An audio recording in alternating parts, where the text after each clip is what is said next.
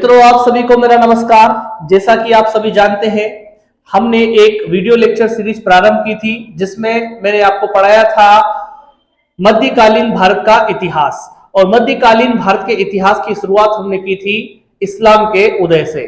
हम पहुंच चुके थे मोहम्मद गोरी के भारत आक्रमण पर और पृथ्वीराज चौहान ने उनका सामना किया था। और पृथ्वीराज चौहान और मोहम्मद गोरी के बीच में तराइन के युद्ध हुए थे। तराइन का पहला युद्ध और तराइन का दूसरा युद्ध। ऐसा कहा जाता है कि तराइन के दूसरे युद्ध में मोहम्मद गोरी की विजय हुई थी। इसके बाद मैंने आपको बताया था कि चंदावर का युद्ध हुआ था और चंदावर के युद्ध में मोहम्मद गोरी ने कन्नौज के गहड़वाल शासक या गहड़वाल वंश के शासक जयचंद को पराजित किया था। इसके बाद हम आज की क्लास स्टार्ट करते हैं। जैसा कि आप स्क्रीन पर देख रहे होंगे, दिल्ली सल्तनत लिखा है और आज हम इसको बोल रहे हैं एक नए अवतार में, कम समय में बेहतर तैयारी। और ये आप जिस भी परीक्षा की तैयारी कर रहे हैं उसमें बहुत ही महत्वपूर्ण है। इतिहास हर प्रतियोगी परीक्षा में एक विशेष रोल प्ले करता है। चलिए स्टार्ट करते हैं। हम 1206 में मोहम्मद गोरी की मृत्यु हो जाती है। खोखरा जाति से या खोकर जाति से, पंजाब के खोकर जो जाट थे उनसे संघर्ष करते हुए इसकी क्या हो जाती है, मृत्यु हो जाती है। अब मैं आपको यह बताना चाहूंगा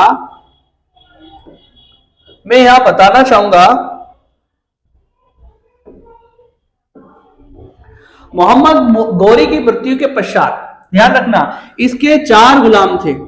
एक का नाम था यल्दोज, ठीक है, यल्दोज के बाद एक का नाम था कुबाचा, बख्तियार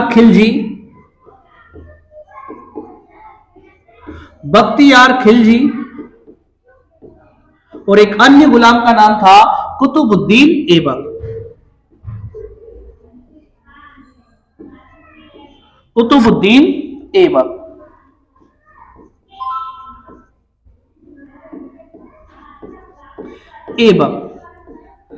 ये मोहम्मद गोरी के 4 गुलाम थे। अब ध्यान रहे इस बात को, आप अच्छे से समझिए कि जो भारतीय क्षेत्र था उस पर किसका अधिकार हुआ, कुतुबुद्दीन ऐबक का। कुबाचा और यल्दोज, इनको क्षेत्र कौन सा मिला, एक को क्षेत्र मिला गजनी का और एक को क्षेत्र मिला उच्च और सिंध का, ठीक है।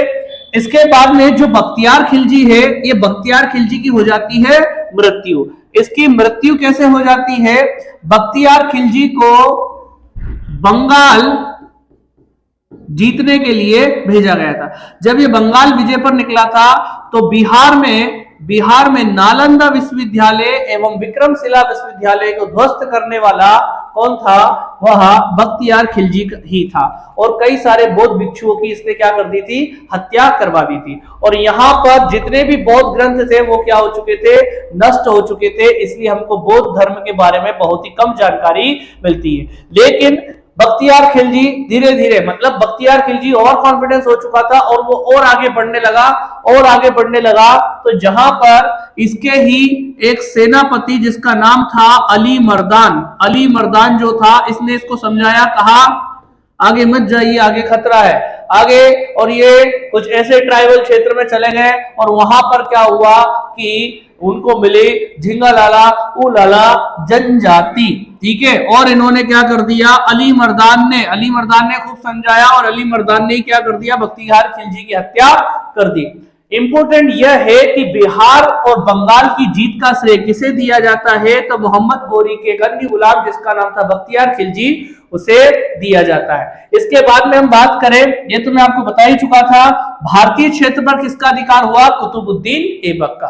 क्लियर हो गई मेरी बात। चलो बढ़ते हैं आगे। अब यहां पर दिल्ली सल्तनत प्रारंभ हो जाती है। ध्यान रखें इस बात का कि दिल्ली सल्तनत पर कितने वंश ने शासन किया। तो मैं यहां कहना चाहूंगा आपको कि सबसे पहले गुलाम वंश, कौन सा वंश, गुलाम वंश, इसके बाद खिलजी वंश, इसके बाद तुगलक वंश,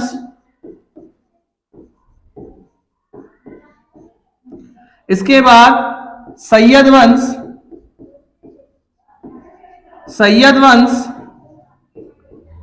सैयद वंश के बाद लोदी वंश।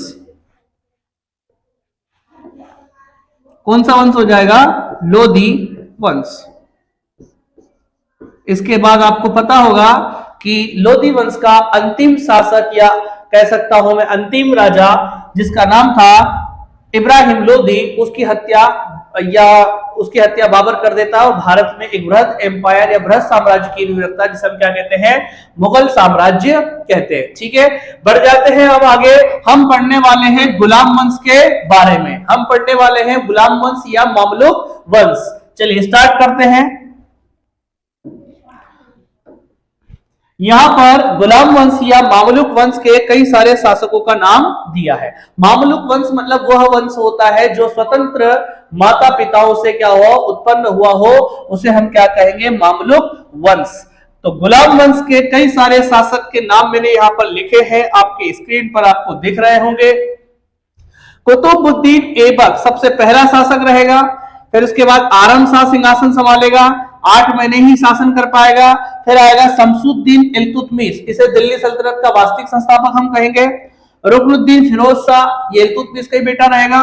फिर उसके बाद में बनेगी एकमात्र महिला शासिका, कौन? रजिया सुल्तान, या यूं कहूं कि पहली महिला मुस्लिम शासिका दिल्ली सल्तनत के इतिहास में। मुइजुद्दीन बहराम शाह, जिसके समय में पहला मंगोल आक्रमण हुआ था। अलाउद्दीन मसूद शाह, नासिरुद्दीन महमूद शाह, जो टोपी सीकर जीवन यापन करता था, कुरान की नकली प्रतिलिपि बेचता था, हस्तलिपि। गयासुद्दीन बलबन लोहे एवं रक्त की नीति का अनुसरण करने वाला, सिजदा एवं पेबोस जैसी परंपराओं को लागू करने वाला, नवरोज त्योहार को लागू करने वाला, अपने आप को जिल्ले इलाही कहने वाला। अजुद्दीन केकुबाद, और अंतिम शासक कौन रहेगा? क्यूमर्स। तो बच्चों ध्यान से सुनिए इस बात को, ये गुलाम वंश के सारे शासक थे। अब इसमें महत्वपूर्ण कौन कौन से होने वाले हैं ये हम देखेंगे आगे। महत्वपूर्ण इसमें है आपका कुतुबुद्दीन ऐबक, शमसुद्दीन इल्तुतमिश, रजिया सुल्तान, बहराम शाह, नासिरुद्दीन महमूद और गयासुद्दीन बलबन। ठीक है, ये भी वैसे इंपॉर्टेंट नहीं है। और एक आपका नासिरुद्दीन महमूद भी कुछ जगह एक आध फैक्ट इनसे पूछे जाते हैं एग्जाम में, वो मैं आपको क्लियर करूंगा। बढ़ जाते हैं आगे। देखिए हम कुतुबुद्दीन ऐबक के बारे में ध्यान रखें मेरी बात, कि कुतुबुद्दीन ऐबक जो था क्या था? गौरी का गुलाम था, मोहम्मद गौरी का गुलाम था, गौरी का गुलाम था। और इस बात पर आप गौर फरमाइए या सुनिए इसको ध्यान से, कि कुतुबुद्दीन ऐबक जो है वो किसका गुलाम था? तो गौरी का गुलाम था। ठीक है, यहां पर लिखा है स्पष्ट रूप से कि कुतुबुद्दीन ऐबक 1206 में भारतीय प्रदेश का शासक हुआ। कब? 1206 में ही मोहम्मद गौरी की मृत्यु हुई थी और तब से ही शासक बना था कौन? कुतुबुद्दीन ऐबक। ठीक है, अब 1208 में गयासुद्दीन, जो कि मोहम्मद गौरी का भाई था, उसके पुत्र महमूद से दास मुक्ति पत्र मतलब ये स्लेवरी से रिलीफ हुआ था, या कह सकता हूं गुलामी की जंजीर से मुक्त हुआ था, जो ऐबक के सुल्तान बनने के लिए आवश्यक था। सुल्तान मतलब शासक बनने के लिए बहुत जरूरी था। लेकिन ध्यान रहे कि शासक बनने के समय उसने सुल्तान की उपाधि नहीं बल्कि मलिक तथा सिपह सालार की उपाधि ग्रहण की। सुल्तान का पद धारण नहीं किया कुतुबुद्दीन ऐबक ने, क्योंकि वह अपने आप को मोहम्मद गौरी का गुलाम मानता था। उसने मलिक एवं सिपह सालार की उपाधि ली। तो पहला प्रश्न तो यही आएगा कि कुतुबुद्दीन ऐबक भारतीय प्रदेश का शासक कब हुआ? ठीक है, दास मुक्ति पत्र इसको किससे प्राप्त हुआ? गयासुद्दीन के पुत्र महमूद से, और इसने सुल्तान की उपाधि नहीं ली बल्कि मलिक व सिपह सालार की उपाधि ली।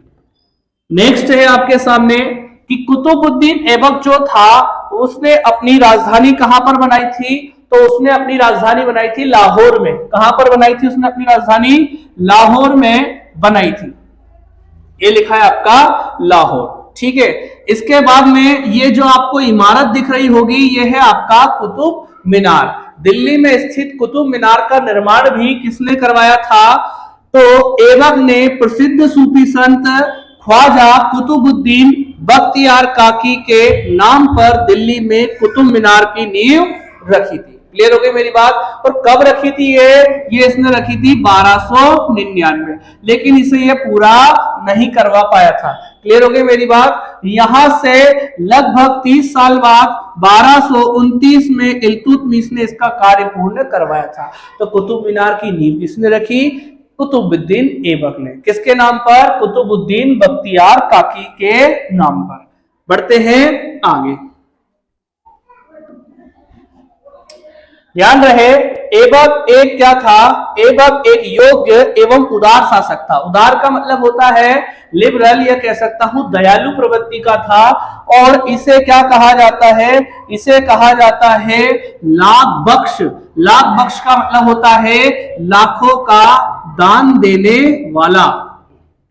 लाखों का दान देने वाला किसे कहा जाता है? तो कुतुबुद्दीन ऐबक को।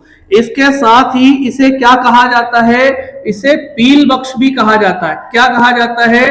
पील बख्श भी कहा जाता है। क्या अर्थ होता है पील बख्श का? तो पील बख्श का अर्थ होता है हाथियों का दान देने वाला। तो हाथियों का दान देने वाला कौन था? वो भी आपका हाथियों का दान देने वाला वो कौन था? वो था कुतुबुद्दीन ऐबक। ठीक है। और ध्यान रहे, कुरान का ज्ञाता होने के कारण इसे क्या कहा गया? कुरान ख्वाह कहा गया। मतलब बढ़िया ही है ना, सुर में ये कुरान का उच्चारण करता था, मतलब उसको गाता था, और इसीलिए इसको क्या कहा गया? कुरान ख्वाह कहा जाता था। ध्यान रहे, कुतुबुद्दीन ऐबक के दरबार में हसन निजामी तथा फक्र ए मुदब्बिर जैसे विद्वान रहते थे। कौन रहते थे? फक्र ए मुदब्बिर जैसे विद्वान किसके दरबार में रहते थे? ये रहते थे आपके कुतुबुद्दीन ऐबक के दरबार में रहते थे। क्लियर हो गई मेरी बात। आपको कमेंट बॉक्स में बताना है हसन निजामी की पुस्तक और फक्र ए मुदब्बिर की पुस्तक के नाम। मुझे बताना है आपको कि हसन निजामी कवि थे, तो उन्होंने कोई सी रचना या कृति या पुस्तक लिखी होगी, उसका नाम मुझे आप मुझे कमेंट बॉक्स में बताएंगे। चलिए आगे आ जाते हैं हम लोग। कुतुबुद्दीन की मृत्यु कैसे हुई? ध्यान रहे 1206 में, ध्यान रहे आपको कि 1206 में यह क्या बना था? यह दिल्ली सल्तनत का शासक बना था। सुल्तान नहीं कह रहा हूं, ध्यान रहे, सुल्तान नहीं बना था। सुल्तान बनेगा इल्तुतमिश, सुल्तान नहीं बनेगा। ये सुल्तान की उपाधि धारण नहीं की है। किसकी उपाधि धारण की है इसने उपाधि धारण की है मलिक या सिपहसालार। 1206 में कुतुबुद्दीन ऐबक दिल्ली सल्तनत की गद्दी पर बैठा था। 1210 में लाहौर में कुतुबुद्दीन ऐबक की चोगान, एक प्रकार का पोलो, खेलते समय घोड़े से गिरकर इसकी मृत्यु हो गई। समझ में आ रहा है मेरी बात? तो किस शासक की मृत्यु घोड़े से गिरकर हो गई थी? तो ये महाराज की हुई थी, जिसका नाम है कुतुबुद्दीन ऐबक। जब घोड़ा चलाना नहीं याद तो गधा घोड़े पे चढ़ा था के लिए, पहली बात तो ये कुतुबुद्दीन ऐबक। अब भाई जो भी है, आप कोई काम कर रहे हो नहीं आता, मत छोड़ो, ठीक है। मर गया कौन? Qutubuddin Aibak. Chapter the end. बड़े आगे बढ़ जाते हैं आगे। मरने के बाद में क्या हुआ?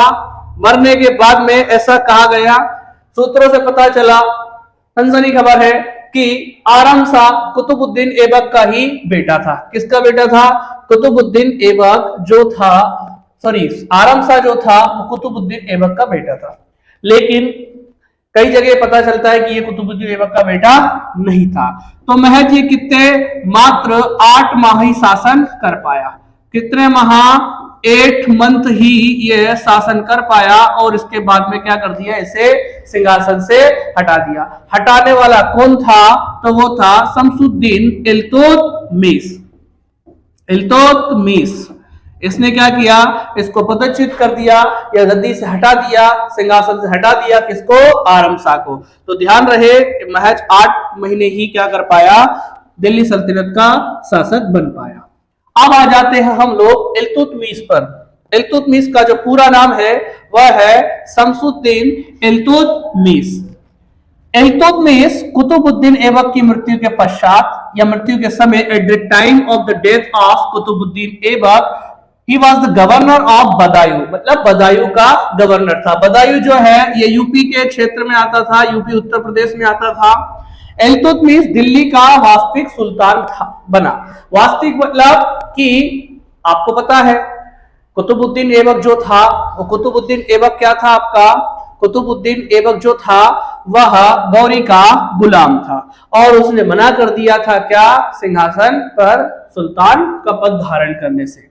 चलिए, रियल फाउंडर या real Sultan of the Delhi सल्तनत who was the Shamsuddin Iltutmish. इसके आगे भी शासकों ने सुल्तान के पद धारण किए। एक व्यक्ति का और नाम बताना चाहूंगा जिसका नाम था खिज्र खां। खिज्र खान ने भी क्या किया, सुल्तान का पद धारण नहीं किया। अब ध्यान रहे, खिज्र खान जो था वो सैयद डायनेस्टी का फाउंडर था या सैयद वंश का संस्थापक था। इसने अपनी राजधानी लाहौर से दिल्ली स्थानांतरित की। ध्यान रहे, पहली बात तो जब मैं बात करूं आपसे कि इल्तुतमिश कहां का गवर्नर था, बदायूं का। दिल्ली सल्तनत का वास्तविक सुल्तान किसे कहा जाता है, इल्तुतमिश को कहा जाता है। ठीक है, इसके बाद में मैं कहूं ये प्रश्न तो अभी आगे अपन देखेंगे। इसने अपनी राजधानी लाहौर से दिल्ली स्थानांतरित की, क्यों की थी, मंगोल आक्रमण से, मंगोल के खतरे से बचने के लिए इसने अपनी राजधानी लाहौर से दिल्ली स्थानांतरित की थी। बढ़ जाते हैं आगे। ध्यान रहे, यहां क्या लिखा हुआ है आपका, यहां लिखा हुआ है कि 1215 में यल्दोज जो कि गौरी का एक गुलाम था, इल्तुतमिश के मध्य तराइन नामक स्थान पर एक युद्ध लड़ा गया जिसे तराइन का तीसरा युद्ध कहा जाता है। ऐसी मान्यता है इसको, लेकिन इतिहास नहीं भी मानता है कि तराइन के तीसरे, क्योंकि इतना प्रसिद्ध नहीं है। तराइन का पहला युद्ध हुआ था मोहम्मद गोरी और पृथ्वीराज चौहान के बीच में, जो पृथ्वीराज चौहान उसमें विजय हुए थे, और दूसरा भी उन्हीं के बीच में 1192 में हुआ था जिसमें मोहम्मद गोरी की विजय हुई थी। ठीक है, अब यहां पर एक युद्ध लड़ा गया था जिसमें इल्तुतमिश विजय हुआ था। क्लियर हो गई मेरी बात। चलिए आगे बात करते हैं हम लोग 1221 में चंगेज खां का आक्रमण। घटना यह है, चंगेज खान कौन था, चंगेज खान की अगर मैं बात करता हूं तो ये क्या था, एक मंगोल था। क्या था, एक मंगोल था, एक मंगोल था। आगे दिया है क्या इसमें,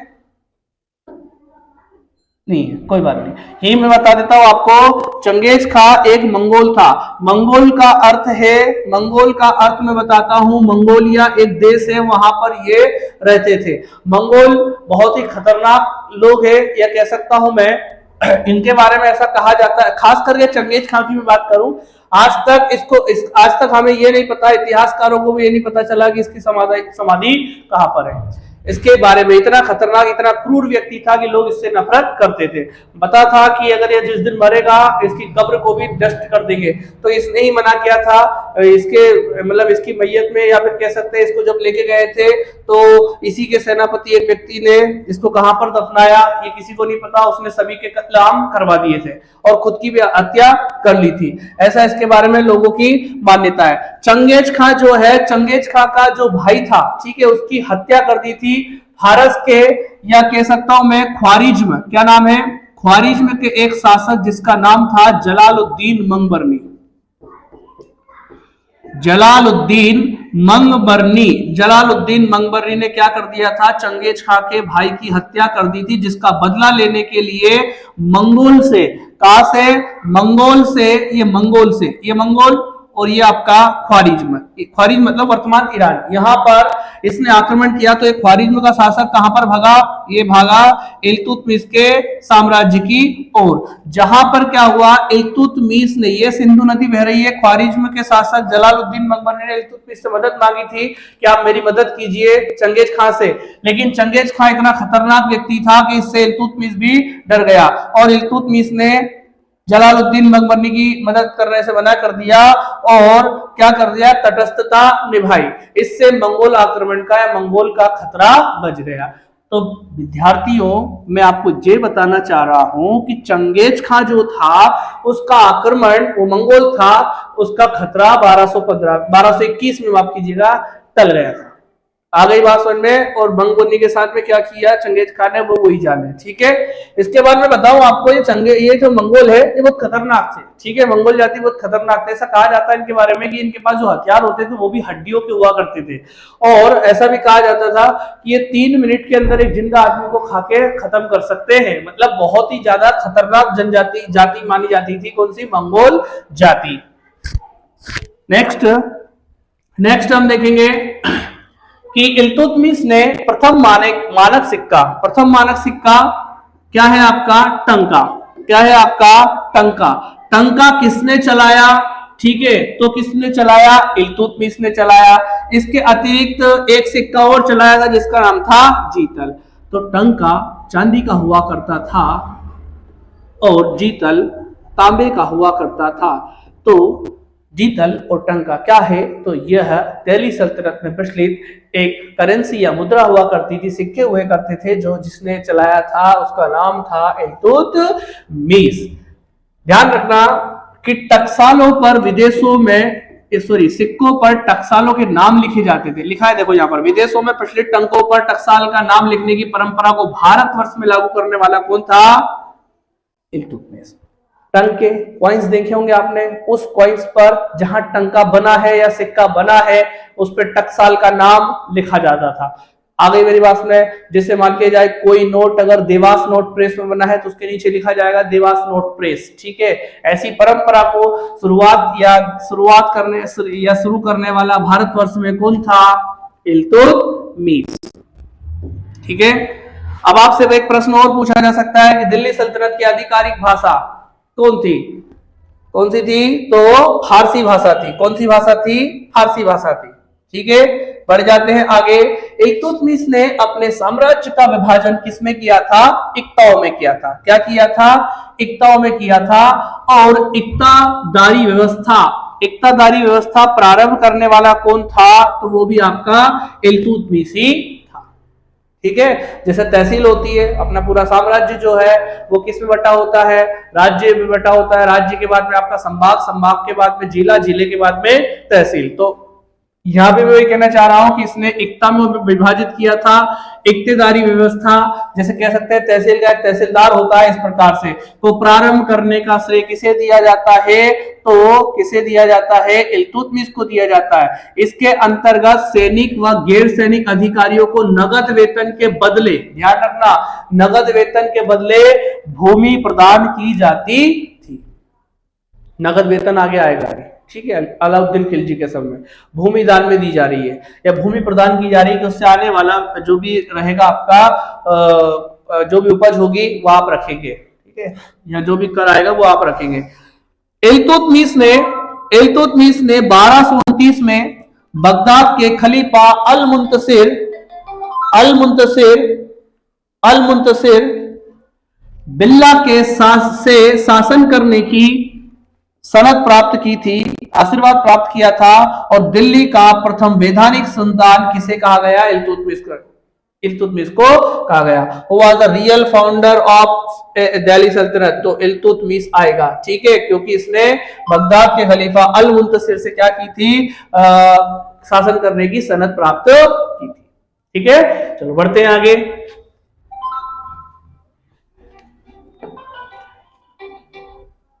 ठीक है, आगे देखेंगे हम देखेंगे कि 1229 में कुतुब मीनार का कार्य पूर्ण करवाया। अभी मैंने जस्ट बताया था कि 1199 में कुतुबुद्दीन ऐबक ने कुतुब मीनार की नींव रखी थी। उसको पूर्ण करवाने वाला कौन है? वही तो है आपका इल्तुतमिश। कब करवाया था? 1229 में।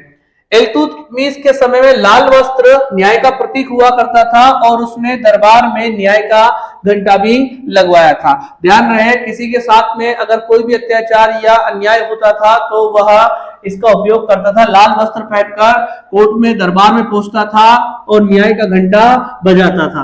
क्लियर हो गई मेरी बात? बढ़ते हैं आगे। इल्तुतमिश ने तुर्क ए चहलगानी, ध्यान रखना, 40 लोगों का 40 दल का गठन किसने किया था? तो इल्तुतमिश ने। आपको यह सीरीज अगर अच्छी लग रही है तो आप वीडियो को लाइक कीजिए और शेयर कीजिए दोस्तों में। और ध्यान रहे इस बात का कि आप बेटा कमेंट जरूर कीजिए, ठीक है, ताकि क्या है कि एक शिक्षक जो भी आपको पढ़ा रहा है उसको मोटिवेशन मिले और वह इस प्रकार के वीडियो आपके लिए बनाए। आगे देखते हैं हम, इल्तुतमिश को भारत में गुंबद निर्माण का पिता कहा जाता है। इल्तुतमिश को क्या कहा जाता है? गुंबद निर्माण का पिता कहा जाता है। और यहां पर लिखा है 30 अप्रैल 1236 में क्या हो गई? इल्तुतमिश की मृत्यु हो गई। क्लियर हो गई मेरी बात? गुंबद निर्माण का पिता किसे कहा जाता है? इल्तुतमिश को कहा जाता है। ठीक है, बढ़ जाते हैं आगे। अब मुझे आप बताइए कि हमने क्या क्या पढ़ा। तो सबसे पहली बात तो यह है कि इल्तुतमिश जो है वास्तविक सुल्तान, पहली बात तो वास्तविक सुल्तान दिल्ली सल्तनत का। कब सिंहासन पर बैठा? 1211। कई बुकों में 1210 भी मिलता है। ठीक है, 8 माह मैंने किसका समय जोड़ा? 8 माह मैंने समय जोड़ा किसका? आरम शाह का। इस आधार पर 1210 भी कहीं मिलता है और 1211 भी मिलता है। वास्तविक सुल्तान हो गया पहली बात। इसने क्या चलवाया? टंका, ठीक है, जो किस धातु का हुआ करता था? तो चांदी का, ठीक है। और उसके बाद में इसने जीतल चलवाया। क्या चलवाया? जीतल, जो कि तांबे का सिक्का हुआ करता था। किसका हुआ करता था? तांबे का सिक्का हुआ करता था। इसके अलावा देखें तो इसने अपने दरबार में इक्तेदारी प्रथा प्रारंभ की थी। कौन सी प्रथा प्रारंभ की थी? इक्तेदारी। तो हर इक्तेदारी में इक्तेदार हुआ करता था, हर इक्ते का। ठीक है, इसके बाद में इसके समय में लाल वस्त्र न्याय का प्रतीक था। तो किस सुल्तान के समय में लाल वस्त्र न्याय का प्रतीक था? इसने क्या लगवाया था? न्याय का घंटा लगवाया था। क्या लगवाया था? न्याय का घंटा लगवाया था। ऐसा कहा जाता है कि बताइए लाहौर से राजधानी स्थानांतरित करने वाला सुल्तान कौन? तो वो हो जाएगा आपका कौन? लाहौर से दिल्ली कौन लेकर आया था? इल्तुतमिश लेकर आया था। क्लियर हो गई मेरी बात? 1221 में इसके समय में चंगेज खां का मंगोल आक्रमण होने वाला था, लेकिन वो खतरा टल गया था। इसके बाद में इसने चालीसा दल या फिर तुर्के चहलगानी का गठन किया था। इसने 1229 में खलीफा अल मुंतसिर से क्या की थी? सनद प्राप्त की थी। 1229 में ही इसने कुतुबुद्दीन ऐबक ने किसका कार्य पूर्ण करवाया था? तो वो करवाया था आपका किसका कार्य पूर्ण करवाया था? वह कार्य पूर्ण करवाया था आपका कुतुब मीनार का। तो ये जानकारी हम देख चुके हैं। ध्यान रहे मेरी बात, इल्तुतमिश से फैक्ट बहुत इंपॉर्टेंट है, आपसे पूछे जा सकते हैं। आगे देखते हैं रुकनुद्दीन फिरोज शाह। ठीक है, इसके बाद में क्या होता है? इल्तुतमिश की हो जाती है मृत्यु अप्रैल 1236 में। इसके 4 बेटे और एक बेटी थी, और चारों बेटे कैसे थे? अयोग्य थे। 4 बेटे अयोग्य थे, उसमें से एक था आपका रुकनुद्दीन फिरोज शाह। ये बन चुका था सुल्तान। लेकिन ध्यान रहे, जब सुल्तान की मृत्यु हुई थी तो उसका लास्ट स्टेटमेंट क्या था? ऐसे गर्दन थी उसकी। लास्ट स्टेटमेंट था कि मेरे मरने के बाद मेरी बेटी रजिया को सुल्तान का पद दिया जाए, और बॉलीवुड मूवियों की तरह उसकी मृत्यु हो गई थी। अब ध्यान रहे मेरी बात, रजिया सुल्तान, उसको सुल्तान का पद नहीं दिया गया। और क्या हुआ? किसे बनाया गया सुल्तान? रुकनुद्दीन फिरोज शाह। अब रजिया आ गई, ठीक है, रजिया आ गई लाल वस्त्र पहनकर। ठीक है, क्या वस्त्र पहनकर? लाल वस्त्र पहनकर। लाल वस्त्र पहनकर कहां पर आ गई? आपके दिल्ली सल्तनत के दरबार में आ गई। और उसने क्या किया? न्याय का प्रतीक जो था आपको मालूम है, लाल वस्त्र जो था, ये लाल वस्त्र पहना इन्होंने। ठीक है, लाल वस्त्र काय का प्रतीक था? न्याय का प्रतीक था। और न्याय का प्रतीक था तो आपको पता होगा, एक और न्याय का घंटा किसने लगवाया था? इल्तुतमिश ने। उसको क्या किया? बजाया। किसने? रजिया सुल्तान ने। अब वो जो है, ठीक है, ध्यान रहे मेरी बात, वह बात कहां तक पहुंची? जनता तक। और जनता तक पहुंची तो जनता ने क्या किया? रजिया की बात सुनी। ध्यान रहे मेरी बात। पहली बात तो लड़की जो जोर से रो रही है, ठीक है, कहां पर? कोर्ट में और दरबार में, मतलब रो रही है। उसके बाद में चलो तो फिर जनता पर इसका प्रभाव पड़ा। जनता ने पूछा कि रजिया क्या हुआ, तो रजिया ने अपने सुल्तान के आखिरी कथन से क्या किया, अवगत कराया जनता को और क्या कहा कि जनता से कहा कि आप बताइए इल्तुतमिश ने आखिरी बात क्या कही थी, किसको बनाया जाएगा सुल्तान? रजिया को बनाया जाएगा। जनता ने क्या कर दिया, विद्रोह कर दिया और रुकनुद्दीन फिरोज शाह को क्या कर दिया, पदच्युत कर दिया या फिर गद्दी से हटा दिया। तो ध्यान रहे मेरी बात, दिल्ली सल्तनत की पहली महिला शासिका जिसका नाम है रजिया सुल्तान। दिल्ली सल्तनत के इतिहास में, इस्लाम के इतिहास में ईरान, इराक में कई सारी, ईरान मिस्र में कई सारी महिलाओं ने शासन किया है, लेकिन दिल्ली सल्तनत के इतिहास में पहली महिला मुस्लिम शासिका क्या नाम है, रजिया सुल्तान। तो रजिया का कार्यकाल सबसे पहले हम याद रखें कहां से कहां तक था, 1236 से लेकर 1240 तक। इस्लामिक जगत में रजिया से पहले ईरान और मिस्र में महिला शासिका तो हुई है, परंतु भारत की पहली मुस्लिम महिला, या कह सकता हूं भारत की प्रथम मुस्लिम शासिका कौन, रजिया सुल्तान। ठीक है, रजिया ने अपने सिक्कों पर उम्दत उल निस्वा की उपाधि ली थी। ध्यान रहे, रजिया ने पर्दा प्रथा त्याग तथा पुरुषों के समान कूबा और कुला मतलब टोपी पहनकर, ऐसे टोपी पहनकर और कोट पहनकर रजिया क्या करती थी, दरबार में बैठती थी। जो पर्दा प्रथा चलती है इस्लाम में, वो पर्दा प्रथा का क्या किया था, इसने त्याग किया था। पुरुषों के समान क्या थी, रजिया बढ़िया तरीके से कुबा मतलब कोट और कुला टोपी पहनकर दरबार में बैठती थी। रजिया सुल्तान की हम बात कर रहे हैं। आगे आ जाते हैं हम रजिया सुल्तान के और बारे में पढ़ते हैं। तो ध्यान रहे यहाँ पर क्या लिखा हुआ है, मैंने 4-5 फैक्ट लिखे हैं। 4-5 फैक्ट कैसे लिखे, देखो सबसे पहले मैंने बताया है एतिगीन बदायूं का गवर्नर था। देखो बदायूं जो है वो उत्तर प्रदेश में क्षेत्र हुआ करता था, और आपको मालूम है कि उत्तर प्रदेश जो है गंगा यमुना का दोआब क्षेत्र है, और वहां पर गवर्नर हो रहा मतलब अच्छी बात। ठीक है, तो वहां का गवर्नर कौन था आपका, वहां का गवर्नर था एतिगीन। ठीक है, अब यहां पर लिखा हुआ है अल्तुनिया भटिंडा का इख्तियार था। भटिंडा पंजाब के पास भटिंडा का इख्तियार कौन था, अल्तुनिया। याकूत कौन था, अबिसिनिया हबसी। ठीक है, अफ्रीकन व्यक्ति अबिसिनिया हबसी, जिसे अमीर ए आखुर कहा जाता था, और जो कि क्या था आपका, शाही घोड़ों का प्रमुख था। शाही घोड़ों का प्रमुख था। ठीक है, अब रजिया सुल्तान जो है शासक तो बन गई थी या शासिका तो बन गई थी, लेकिन एक बात ध्यान रहे कि इसके साथ में क्या हुआ, रजिया सुल्तान के खिलाफ क्या हुआ, विद्रोह हुआ। ठीक है, तुर्की आमिरों ने क्या कर दिया, विद्रोह कर दिया।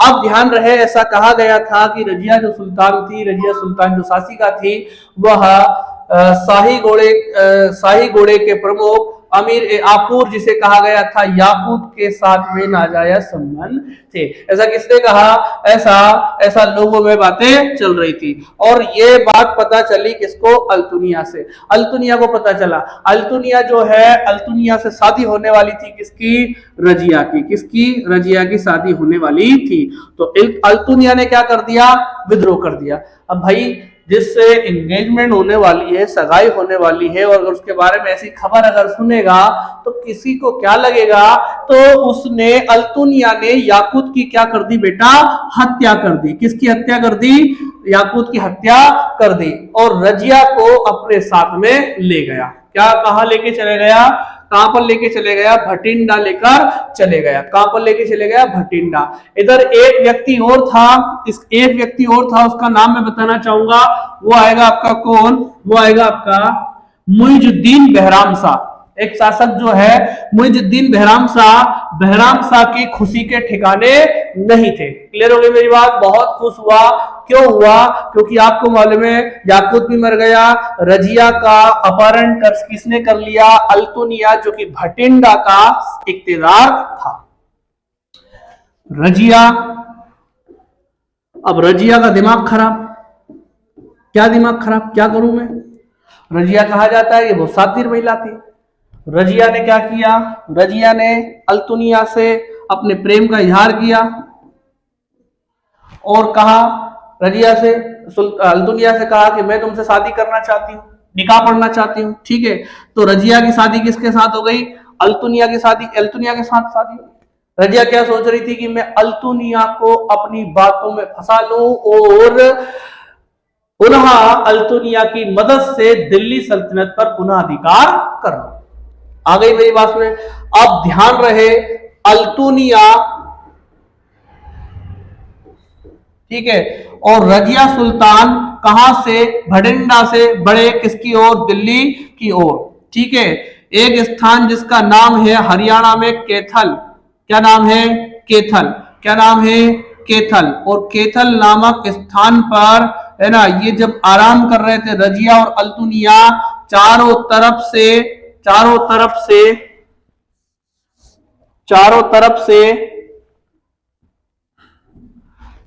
तरफ से किसने घेर लिया, तो बेहराम शाह की सेना ने घेर लिया चारों तरफ से।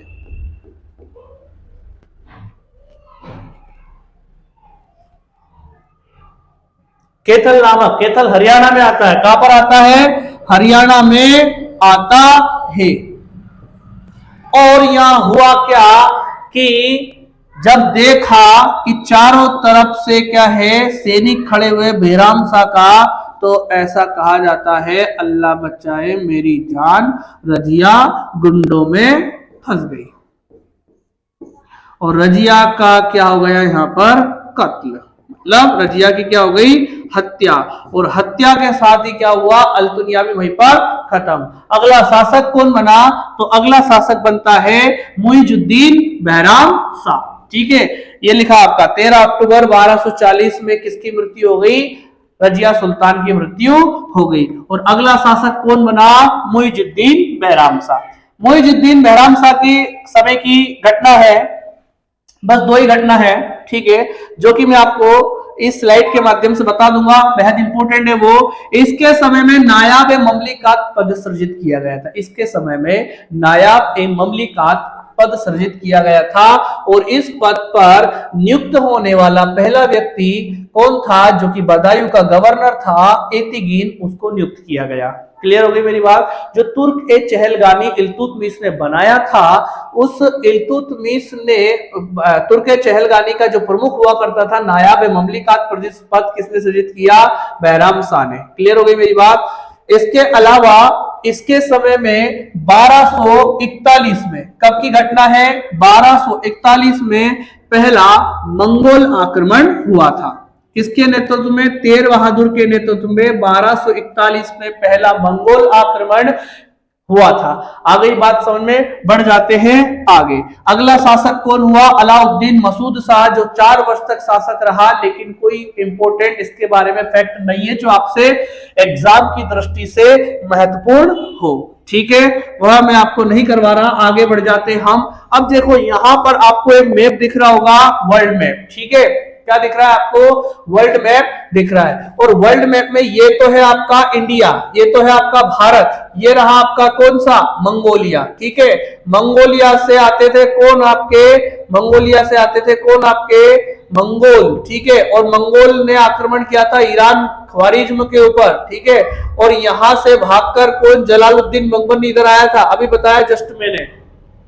तो पहला मंगोल आक्रमण कब हुआ था, 1241 में मुइजुद्दीन बेहराम शाह के समय में। 1221 में चंगेज खां के समय में होना था, लेकिन टल गया था। क्लियर हो गई मेरी बात। मंगोल आक्रमण किसके समय हुआ, पहला 1241, मुइजुद्दीन बेहराम शाह। चलिए आगे देखते हैं हम लोग। आगे हम देखते हैं नासिरुद्दीन महमूद शाह। अब इसके बारे में भी मैंने 2-3 फैक्ट इकट्ठे किए हैं जो कि आपके एग्जाम की दृष्टि से इंपॉर्टेंट हो सकते हैं। पहली बात तो यह है, नासिरुद्दीन महमूद शाह, इसके कुछ समय को छोड़ दे तो इसके समय का यूज करने वाला एक व्यक्ति था जिसका नाम था बलबन। क्या हो जाएगा आपका बलबन। ठीक है, अब ये जो शासक था ये क्या करता था, कुरान की नकल कर उसे बेचकर आय प्राप्त करने वाला सुल्तान कौन था, नासिरुद्दीन महमूद। एक कवि या एक कह सकता हूं लेखक हुए जिनका नाम है मिनहाज उज सिराज, जिनकी पुस्तक है बहुत इंपॉर्टेंट तबकात ए नासिरी। तबकात ए नासिरी में क्या कहा है इसे, आदर्श सुल्तान, दिल्ली सल्तनत का आदर्श सुल्तान किसने कहा है, तो मिनहाज उस सिराज की पुस्तक तबकात ए नासिरी के माध्यम से किसने कहा है, मिनहाज ने कहा है। तो दो फैक्ट इंपॉर्टेंट है, कुरान की नकल कर फोटोकॉपी करके बेचता था, और दूसरा मिनहाज उस सिराज ने किस सुल्तान को दिल्ली का आदर्श सुल्तान कहा है, ये वहां से को क्लियर हो गई मेरी बात। अगला नेक्स्ट देखते हैं, गयासुद्दीन बलबन। ये बहुत इंपॉर्टेंट कैरेक्टर है, ठीक है, ये बिल्कुल मतलब एक्टर है, खतरनाक, ध्यान रखना मेरी बात। बलबन के बारे में बात कर रहा हूं मैं, गयासुद्दीन बलबन 1266 से लेकर 86 तक क्या रहा, शासक रहा। हालांकि इसके पूर्व मैंने अभी जस्ट आपके सामने यहाँ पर बलबन लिखा था, जस्ट ऐसे ही लिखा था लाल कलर से, ठीक है, बलबन। तो बलबन जो है उसने नासिरुद्दीन महमूद का समय और एक बलबन सुल्तान के रूप में भी क्या किया था, आगे बढ़ाया था। चलो आगे सुन लेते हैं इसके बारे में। बलबन जो था वो क्या था, बलबन जो था वो उन्हीं गुलामों में से था, ठीक है, उन्हीं गुलामों में से था। इल्तुतमिश के समय में क्या था, यह अगर प्रश्न पूछा जाए बलबन किसका गुलाम था, तो बलबन इल्तुतमिश का गुलाम था, ठीक है। उन्हीं के समय में तुर्क चहलगानी के रूप में क्या था, बलबन भी था। अब ध्यान रहे मेरी बात, ये शासक बनने योग्य नहीं था, लेकिन इसको शासक बनने की इच्छा थी, तो इसने क्या किया कि मुझे कुछ, आपको मालूम पहले राजतंत्र था, राजा का बेटा ही राजा बन सकता था, तो इसने सोचा कि मुझे शासक बनना है, मैं शासक कैसे बनूं। तो इसने अपने आप को क्या किया, इसने अपने आप को क्या किया, बदला। किस प्रकार से बदला, सबसे पहले तो मैं ये बताऊं आपको, इसने अपने आप को कहा कि मैं छोटा मोटा मुसलमान नहीं हूं, मैं किस वंश का हूं, अफरासियाब वंश का। किसका, अफरासियाब वंश का हूं, जो कि क्या है, ईरान इराक का जो है बहुत योद्धा या कह सकता हूं जाना माना वंश हुआ करता था। बलबन ने आपने को उस वंश का बताया, लेकिन कहने भर से नहीं हो जाएगा, करना पड़ेगा। बलबन ने अपने दरबार में जैसे ही सुल्तान बना था, इसने कई सारे ऐसे रूल्स फॉलो करवाए लोगों से, जिससे पता चलने लगा कि बलबन उनसे डिफरेंट है या कह सकता हूं उनसे अलग है, ठीक है। बलबन का पूरा नाम बहाउद्दीन उर्फ गयासुद्दीन बलबन था, जो कि इल्बरी तुर्क था। इल्तुतमिश ने ग्वालियर विजय के पश्चात उसे खरीदा था। मैंने कहा था ना इल्तुतमिश का गुलाम था, ये लिखा भी है, देखो प्रश्न पूछा जा सकता है। बलबन के राजत्व को नियाबत ए खुदाई, मतलब मुझे ये जो साम्राज्य मिला है ये मुझे स्वयं किसने दिया है, ईश्वर ने प्रदान किया है। स्वयं को ईश्वर की छाया बताते हुए क्या कहा, जिल्ले इलाही। तो स्वयं को जिल्ले इलाही किसने कहा, बलबन ने कहा।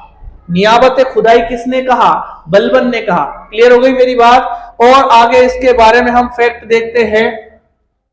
बलबन ने अपने आप को इस प्रकार से ढाला था, बलबन ने बिल्कुल अपने दरबार में हंसी मजाक पर प्रतिबंध लगा दिया था, चुटकुले से लेकर शराब मदिरा के पात्र तुड़वा दिए थे, कुछ भी नहीं होना बिल्कुल। बलबन मतलब इतना शांत रहने लगा था, बलबन के सामने गर्दन झुका के क्या लोग रहते थे।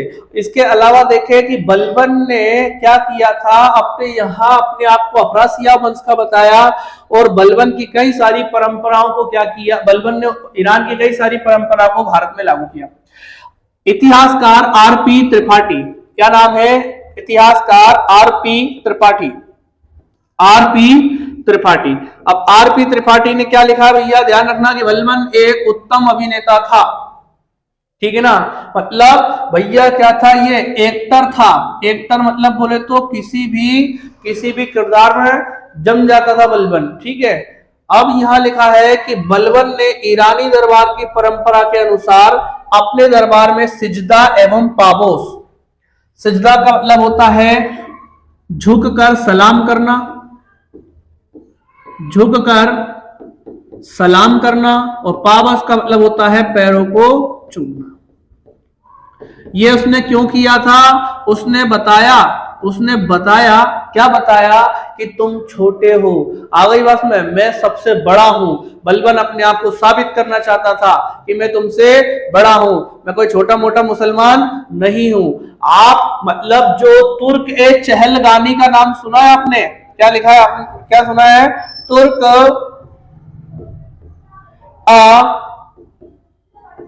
चहलगानी क्या किया, इसको कर दिया भंग, क्योंकि मालूम था उन 40 में से तो एक था, उसकी एक नहीं चलती। 40 तुर्क चहलगानी या 40 दल जो है भंग किसने किया? बलबन ने किया। और उनसे कहा जा कहां रहे हो, या बैठो, झुककर सलाम करो और कदम चूमो, क्योंकि मैं छोटा मोटा मुसलमान नहीं हूं। मैं किस वंश का हूं? अफरासियाब वंश का हूं। ठीक है, ये लिखा, देखो ये लिखा सूरवीर, सूर्यवीर अफरासियाब वंश का घोषित किया। और ये किसने लिखा है? ये किसने लिखा है? ये लिखा है फिरदौसी। उसकी एक पुस्तक है जिसका नाम है शाहनामा। उसमें क्या बताया है इसने? अपने आप को रक्त की शुद्धता पर बल देते हुए मेरे अंदर किसका? अफरासियाब वंश का खून दौड़ रहा है। ठीक है, जिससे आप बाबर की बात करते तो बाबर के अंदर चंगेज खां और आपका तैमूर का रक्त था, खून था। वो माता और पिता दोनों वंशज की तरफ से तैमूर और चंगेज खां का वंशज था। ठीक है, बढ़ जाते। इसने क्या किया? ईरानी पद्धति। ईरानी पद्धति कौन सी? एक है भैया नवरोज त्योहार, मतलब जो नव वर्ष स्टार्ट होता था, ईरानी नव वर्ष, उसने भारत में भी लागू किया। क्लियर हो गई मेरी बात? बढ़ते हैं आगे। बलबन के बारे में इससे ज्यादा इंपॉर्टेंट फैक्ट नहीं हो सकते। बलबन ने मंगोल आक्रमण से बचने के लिए क्या किया? अपने दोनों बेटे, इसके दो बेटे थे, एक का नाम था शहजादा मोहम्मद और दूसरे का नाम था बुगरा खां। क्या नाम था? बुगरा खां। शहजादा मोहम्मद और दूसरे का नाम क्या था? बुगरा खां। बुगरा खां नहीं, बुगरा खां। ठीक है, और शहजादा मोहम्मद को तो कहां लगाया उन्होंने? बिल्कुल बॉर्डर पे। और 1285 में जब तबर का आक्रमण हुआ था, एक भयानक मंगोल आक्रमण हुआ था, उसमें शहजादा मोहम्मद की क्या हो गई? जान चली गई।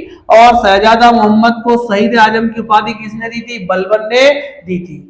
आ गई बात में? शहीद मतलब वो देश के लिए शहीद हुआ है। कौन? शहजादा मोहम्मद। और शहजादा मोहम्मद बहुत पढ़ा लिखा व्यक्ति था, अत्यंत योग्य व्यक्ति था, और उसने अपने दरबार में कई सारे विद्वानों का क्या दिया? जगह दी। एक थे अमीर खुसरो, दूसरे थे अमीर हसन दहलवी। इन्होंने क्या है? अपने साहित्यिक जीवन उसी के संरक्षण में आरंभ किया था। किन्ने? अमीर खुसरो और एक और क्या लिखा है अपना? अमीर हसन दहलवी। क्लियर हो गई मेरी बात? तो शहजादा मोहम्मद, हालांकि ध्यान रखना, हालांकि इस बात का ध्यान रखना कि 1286 में ही किसकी मृत्यु हो जाती है? बलबन की भी मृत्यु हो जाती है। तो आपसे प्रश्न पूछ लिया जाए कि पुत्र वियोग में मरने वाला शासक या सुल्तान कौन था? तो वो क्या था आपका? बलबन था। कौन था आपका? बलबन था। आ रहा है समझ में? बढ़ जाते हैं आगे। अगला है आपका अजीउद्दीन केकुबाद। बिल्कुल भी इंपोर्टेंट नहीं है, ध्यान रहे इसका। और क्यूमर्स भी इंपोर्टेंट नहीं है। यह इस वंश के, गुलाम वंश के, मामलुक वंश के अंतिम शासक था। कौन? आपका क्यूमर्स। क्लियर हो गई मेरी बात? अजीउद्दीन केकुबाद, मैं कह सकता हूं क्यूमर्स। तो 1290 में आपका क्या हुआ कि 1290 में आपका गुलाम वंश खत्म हो गया। गुलाम वंश कहां से प्रारंभ हुआ था आपका? तो गुलाम वंश प्रारंभ हुआ था आपका 1206 से। कहां तक चला? 1290। अब 1290 में कौन आएगा? अलाउद्दीन खिलजी वाला साम्राज्य, मतलब खिलजी आएगा, खिलजी वंश आएगा। ध्यान रखना कि खिलजी कौन थे? खिलजी कौन थे?